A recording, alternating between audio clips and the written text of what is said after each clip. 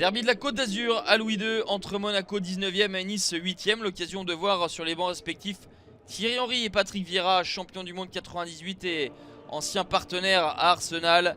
La SM sort d'un nul au Vélodrome au terme d'une prestation encourageante et intéressante.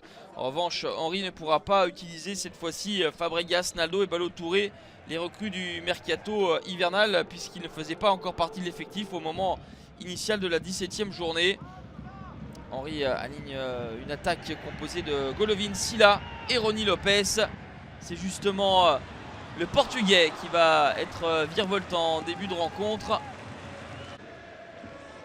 Mais sa tentative s'envole au-dessus de la cage de Walter Benitez. Nice a eu de la réussite mais a remporté son dernier match 1-0 face à Bordeaux avec un penalty d'Alan Saint-Maximin.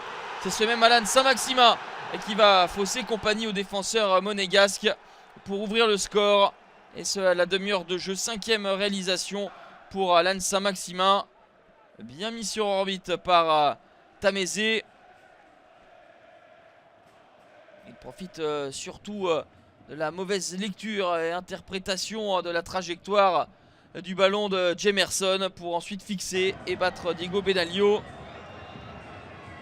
Mais dans les arrêts de jeu de cette première période, les Niçois vont se retrouver à 10 contre 11 avec cette faute d'Issane Sako. Dans un premier temps, monsieur Bastien sort un carton jaune pour l'attaquant niçois, mais en revisionnant les images, il alourdit la sanction. Et donc c'est un carton rouge pour Issane Sako. 1-0 à la mi-temps pour Nice qui va désormais devoir tenir en infériorité numérique. Monaco de son côté qui ne s'est toujours pas imposé à domicile et ce en 9 matchs, 3 nuls et 6 défaites. Va essayer de pousser et cela va payer puisque sur cette tête de Badiachil, eh bien, la montre de monsieur Bastien a vibré. Ça fait un but partout. Premier but en Ligue 1 Conforama pour le jeune défenseur de 17 ans. La tête smatchée de Benoît Badiachil qui a bien trompé la vigilance de Walter Benitez.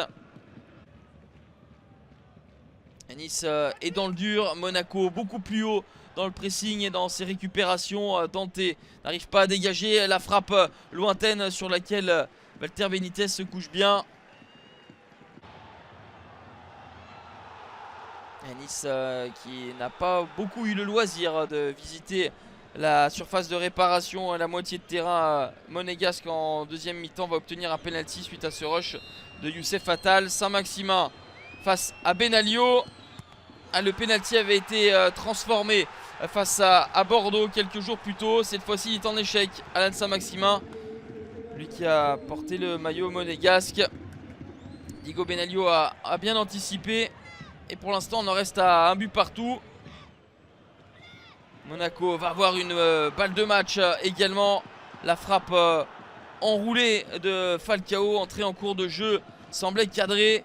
Mais l'envolée de Walter Benitez est décisive. Un but partout dans ce derby où Monaco a su revenir au score en supériorité numérique. Mais aurait pu s'incliner aussi sans l'arrêt sur pénalty de Benaglio. Résultat logique au final. Nice reste 6e et Monaco toujours 19e.